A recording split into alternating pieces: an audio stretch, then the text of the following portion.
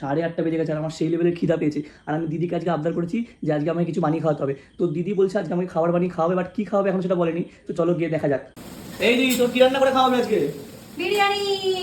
Mutton না chicken? Chicken biryani guys. Mutton actually mutton করলে এই বাড়িতে ছাদে করতে হবে, নিচে একদমই আলাদা নেই, মা তাহলে খুব বকবক করবে। এখানে কি ভাজি এটা? এখানে ভাজি বিরিয়ানির বেরেস্তা, আর ওখানে হচ্ছে গোটা গরম মশলাটাকে গুঁড়ো করা হবে, তাই সাগর ভেজে দিই। ওকে, এখানে আমাদের আরেকটা কুক চলে এসেছে সাগর, আর এখানে চিকেনটা ম্যারিনেট করা গেছে, আর এখানে ডিম আর আলু সেদ্ধ কমপ্লিট। তোমরা দেখতে পাচ্ছ এখানে পেঁয়াজ ভাজা হচ্ছে, আর এখানে কি মশলা জানি না আমি, আর এখানে চিকেন বিরিয়ানি আজকে খেতে পারবো বলে মনে হচ্ছে না। দিদি রান্নাটা ভালোই করে। তো এবার আমাকে হেল্প করতে যে সাগরের জন্য আসলে ভালো হবে। আমাদের কুকটা ভালো হয়েছে আজকে। তো এবার খাওয়ার সময় দেখাচ্ছি রান্নাটা কেমন হয়েছে। ফাইনালি অনেকক্ষণ ওয়েট করার পরে বিরিয়ানিটা আমি পেলাম, এবার খেয়ে দেখা যাক কেমন হয়েছে।